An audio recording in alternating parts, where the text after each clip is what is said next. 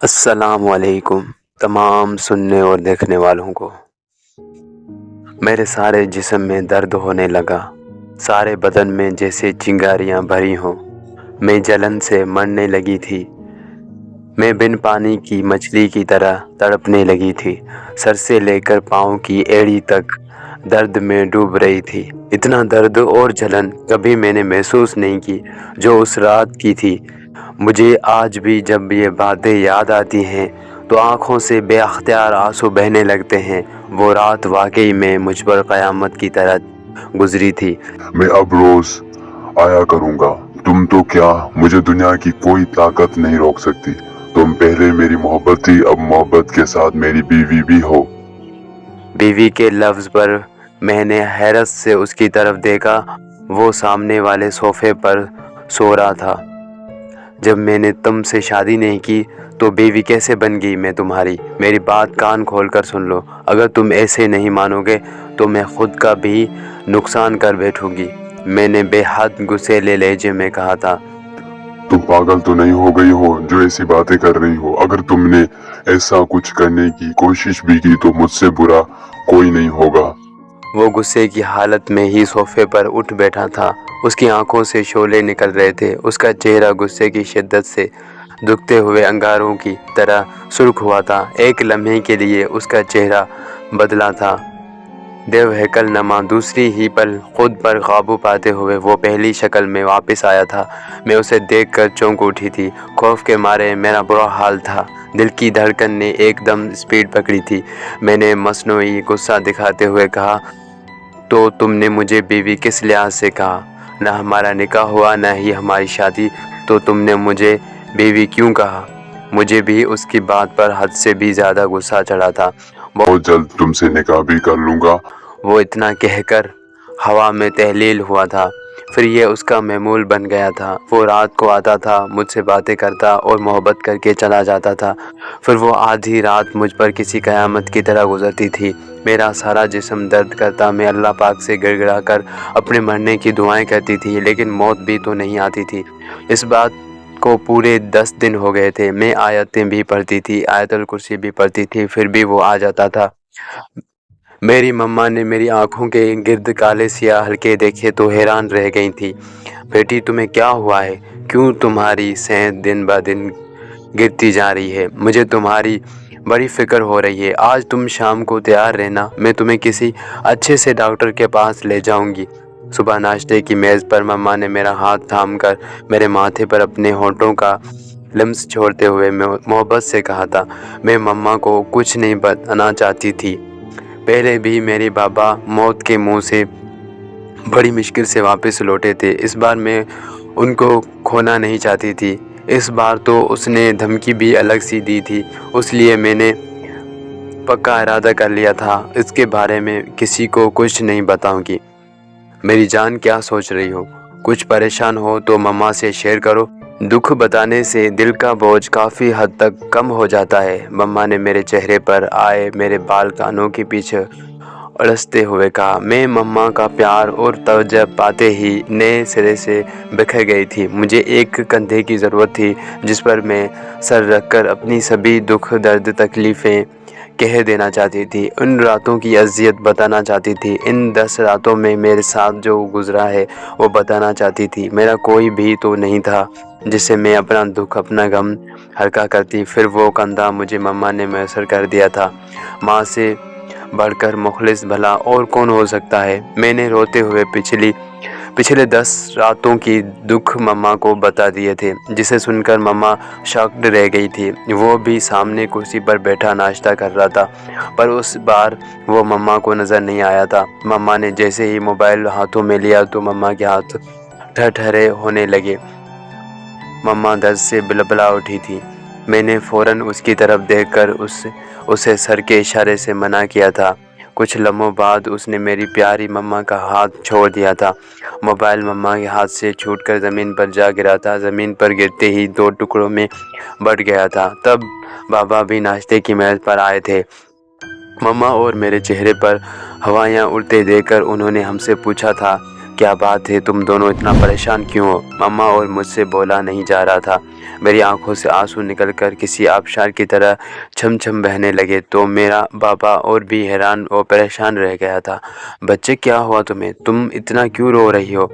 बाबा मेरे करीब आकर मेरे माथे पर अपने होंठों का लिम्स छोड़ते हुए पूछा।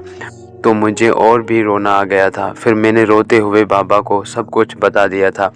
जो वो मुझ पर जुल्म करता था वो न बता सकी, क्योंकि एक तो वो मेरे बाबा थे, दूसरा वो एक मर्द भी थे। इस लिहाज से मुझे बताते हुए सबकी महसूस हुई थी। तो बस मैं बाबा के सामने इतना बता सकी थी कि बाबा फिर से आ गया है और उस बार वो मुझे अपने साथ ले जाने के लिए आया है। बाबा ने अपने सर को दाएं बाएं घुमाते हुए ज़ोर से कहा था, मैं ऐसा कभी नहीं होने दूंगा। मैं ऐसा करके दिखाऊंगा, मुझे कौन रोक सकता है? किसी में इतना दम है तो मुझे रोक के दिखाए। उसने फौरन बाबा की बात काट कर उनको जवाब दिया था। बाबा ने जल्दी से आयतल कुर्सी पढ़नी शुरू कर दी थी। तो उसने एक ज़ोरदार केका लगाया था। वो ज़ोरदार हंसने लगा। उसे कहके में एक अजीब सी खनक थी। आप यकीन करें, उसकी कहके की आवाज़ आज भी मेरे कानों में गूंजती है। अब मुझे तेरी इस आयतल कुर्सी पढ़ने से कोई फर्क नहीं पड़ता। तू जितना जोर लगाना चाहता है इतना ही लगा मुझे अपनी बेटी से दूर करने का, लेकिन मेरा भी तुझसे वादा है, इसे लेकर ही जाऊंगा। यह सब कुछ नीस्त व नाबूद करके ही जाऊंगा। उसकी आवाज़ तो हम सब सुन रहे थे, लेकिन वो नज़र किसी को भी नहीं आ रहा था, हता कि मुझे भी नहीं। मेरी बहुत जल्द आकर तुझे अपने साथ लेकर जाऊंगा। अभी मैं वो काम कर लूं जो मैंने पहले करने थे। आज अफसोस हो रहा है कि काश वो काम मैं पहले कर लेता तो आज यूं ख्वार न होता। मुझे ऐसे महसूस हुआ जैसे उसने मेरे कंधे पर दबाव दिया हो। मैंने हैरानी और डर की कैफियत से इधर उधर देखा, पर वो मुझे नज़र न आया। बाबा ने जल्दी में अंकल इरफान को कॉल की, अपने दोस्त हसन को जल्दी से यहाँ लेकर आओ, वो वापस आ गया है। तो अंकल इरफान ने बताया कि अंकल हसन तो मरी सवाद का कालाम वगैरह की सैर व तफरी करने गए हैं और तकरीबन 1 माह बाद वापस आने का इरादा है उनका। बाबा उनकी बात सुनकर काफ़ी परेशान हुआ था। एक ज़ोरदार कहके की आवाज़ पर हम सब ने पलट कर पीछे देखा तो वो सामने ही छोटी सी मगर काफ़ी ऊंची सी दीवार पर बैठा था। टांगे हमारे घर की तरफ लटका रखी थी। अगर यहाँ कोई इंसान बैठने की कोशिश करता पहले तो उसका यहाँ बैठना मुमकिन न था। अगर वो उस छोटी सी दीवार पर चढ़ने में कामयाब भी हो जाता तो उस दीवार पर बैठ न पाता और धड़म से नीचे गिरता। बुला लो जिसको भी बुला सकते हो। अब हमारे बीच जो भी आया वो जिंदा नहीं बचेगा। उसने कहका लगाते हुए अपनी बात मुकम्मल की थी। बाबा ने एक बार फिर किसी को कॉल करनी चाहिए तो उस बार बाबा का मोबाइल ज़मीन पर जा गिरा था। आप यकीन करें, जब मैंने वो मोबाइल उठाकर देखा तो उस मोबाइल की ऐसी हालत देखकर एक पल के लिए मैं सकते में आ गई थी। ऐसा महसूस हो रहा था जैसे मोबाइल को किसी ने शदीद गुस्से में ज़मीन पर पटका हो। उसकी LCD तक टूटकर चिकनाचूर हो चुकी थी। बैक साइड तो बिल्कुल रफ हो चुकी थी। क्यों हमारी ज़िंदगी उजरन कर दी है तुमने? छोड़ क्यों नहीं देते मेरी बेटी को? मेरे प्यारे बाबा ने बेबसी से कहा था। नहीं छोड़ सकता, ये मेरी कमजोरी है। उसने बेहद मुख्तसिर जवाब दिया। देखो, मैं तुम्हारे आगे हाथ जोड़ता हूँ, रहम करो हम पर, चले जाओ यहाँ से। बाबा ने बाकायदा उसके सामने दोनों हाथ जोड़े थे। उसने कोई जवाब नहीं दिया। एक गहरी खामोशी छा गई थी। तुमने सुना नहीं मैंने क्या कहा? जवाब दो मुझे। क्यों खामोश हो? जवाब क्यों नहीं देते तुम? बाबा ने एक बार फिर से कहा। मैं हर बात का जवाब नहीं दे सकता। उसने इतना कहकर एक बार फिर से खामोशी अख्तियार कर ली थी। उसके सवाल का जवाब मत दो, लेकिन मेरी बात का जवाब तो तुम्हें देना पड़ेगा। अंकल इरफान ना जाने कहाँ से आ गए थे। मैंने बेअख्तियार अपना झुका सर उठाकर अंकल की तरफ देखा तो मुझे बेहद हैरानी के साथ खुशी भी हुई थी, क्योंकि मैं दिल ही दिल में अल्लाह पाक से अंकल इरफान के आने की दुआएं मांग रही थी। और जब अंकल के आने की मुझे बहुत ज़्यादा खुशी के साथ हैरानी भी हुई थी कि अल्लाह पाक ने मेरी उसी टाइम दुआ सुनकर कबूल भी फरमा दी थी। अगर उस बार तुम हमारे बीच आए तो बर्बाद हो जाओगे, निस्त व नाबूद हो जाओगे। अंकल अभी मुँह ही कुछ पढ़ने ही वाले थे कि उसने एकदम अचानक से हमला कर दिया था। अंकल इरफान उछलकर हमसे काफ़ी दूर जा गिरे थे। फिर बाबा ने بھی قرآنی آیات پڑھنی چاہی تو اس نے بابا کے ساتھ بھی ایسا ہی کیا تھا۔ میرے بابا، میرے پیارے بابا میری آنکھوں کے سامنے اچھل کر ہم سے کافی دور جا گرے تھے۔ میں بھاگ کر بابا کے پاس جانا چاہتی تھی پر میری پاؤں میں زمین پر جم کے رہ گئے تھے۔ میں پاؤں کو اوپر اٹھانا چاہتی تھی لیکن میرے پاؤں زمین پر فکس ہو کر رہ گئے تھے، ہلنا جلنا بھی بند ہو گیا تھا۔ میرے بابا، میرے پیارے بابا دوبارہ نہ اٹھ سکے۔ زمین پر اچانک گرنے سے ان کی ریڑھ والی ہڈی ٹوٹ گئی تھی۔ اس نے انکل عرفان کے گلے میں پھندا ڈال کر درخت پر الٹا لٹکا دیا تھا۔ وہ بیچارے دونوں موقع پر ہی اپنی جان سے ہاتھ دھو بیٹھے تھے۔ انکل عرفان اور بابا کی موت نے مجھے اندر تک ہلا ڈالا تھا۔ میں پاگل ہو چکی تھی، سوچنے سمجھنے کی صلاحیت سلب ہو گئی تھی۔ مجھے پتہ نہیں چل رہا تھا میرے ساتھ یہ سب کیا ہو رہا ہے۔ میرے بابا کچھ لمحوں تک زندہ رہے تھے، پھر وہ بھی ہمیں روتا بلکتا چھوڑ کر اس فانی دنیا سے چلے گئے تھے۔ تجھے کہا تھا نا، سمجھا اپنے بڈھے کھوسٹ باپ کو، مت جدا کرے مجھے تجھ سے۔ میں سمجھانے کا موقع بس ایک بار ہی دیتا ہوں، جو دے دیا تھا۔ میں نے کہا تھا نا، جو بھی ہمارے بیچ آیا وہ اپنی جان سے ہاتھ دھو بیٹھے گا۔ اس کا مکروہ کہکا میری سماعت پر ہتھوڑے برسا رہا تھا۔ میری وجہ سے 2 انسان یہ دنیا چھوڑ چکے تھے اور پتہ نہیں کتنوں نے مجھے چھوڑ کر جانا تھا۔ یہی بات مجھے اذیت میں مبتلا کر رہی تھی۔ میں بابا کے لیے رو رہی تھی، وہ میرے بالکل سامنے بیٹھا تھا۔ میرا رونا اسے بہت تکلیف دے رہا تھا، میری ہر تکلیف پر وہ بلبلا اٹھتا۔ یہ بات میں بھی جان چکی تھی، یہ جنگ اب مجھے خود ہی لڑنی ہوگی۔ میں نے فیصلہ کر لیا تھا، میں نے خود سے اس کو دور کرنا ہے۔ کوئی کچھ نہیں کر سکتا، جو کچھ بھی کرنا تھا اب میں نے خود ہی کرنا تھا۔ اب ہم گھر میں بس 2 عورتیں تھیں، میں اور میری مما بھی کافی بیمار رہنے لگی تھی۔ بابا کی یوں اچانک موت نے ان کو بستر پر لا چھوڑا تھا۔ مما کے دماغ کا بھی پرابلم ہو گیا تھا، وہ بیٹھے بیٹھے آپ ہی رونے لگتی، کبھی بابا کا نام لے کر رونے لگتی۔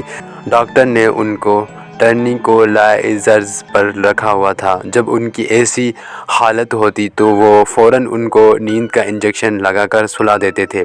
وہ زیادہ تر نیند کی گولیوں اور انجیکشن کے زیر اثر سوئی رہتی تھی۔ میں نے سارا دن قرآن پاک پڑھنے میں خود کو مصروف کر لیا تھا۔ مجھے بھی اندازہ تھا وہ سارا دن میرے کمرے کا چکر لگاتا رہتا تھا۔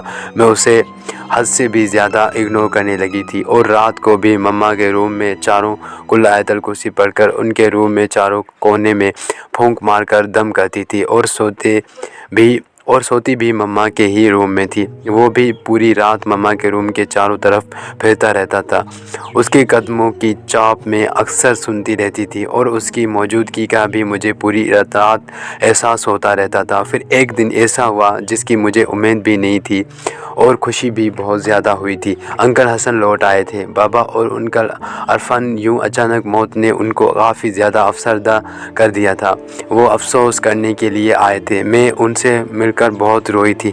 وہ کافی دیر بیٹھے بابا اور انکل عرفان کی باتیں کرتے رہے، پھر اٹھ کر جیسے ہی جانے لگے کہ ایک پل کے لیے وہ رک گئے تھے۔ بیٹی یہ سب ہوا کیسے؟ جس سوال کا مجھے ڈر تھا وہی سوال ہی پوچھ رہے تھے اور میں ان کو کچھ بھی بتانا نہیں چاہتی تھی۔ انکل اور بابا کی موت کے بعد مجھے کسی اور کو کھونے کی سخت بالکل بھی نہیں تھی۔ میں نہیں چاہتی تھی کہ میری وجہ سے ایک اور جان چلی جائے، کیونکہ وہ واقعی میں بہت طاقتور تھا اور ہم بہت ہی بے بس کمزور ناتواں۔ پہلے میں ٹال مٹول کرتی رہی، وہ میری ہر بات کو جھٹلا رہے تھے اور مجھے فورس کر رہے تھے کہ میں ان کو سب کچھ سچ بتا دوں۔ پھر نہ چاہتے ہوئے بھی میں نے ان کو سب کچھ سچ بتا دیا تھا، جس کا مجھے بعد میں افسوس بھی بہت ہی ہوا تھا۔ تم لوگوں نے کال کر کے مجھے بلایا کیوں نہیں؟ انکل نے حیرت اور غصے کی کیفیت میں مبتلا ہو کر پوچھا تھا۔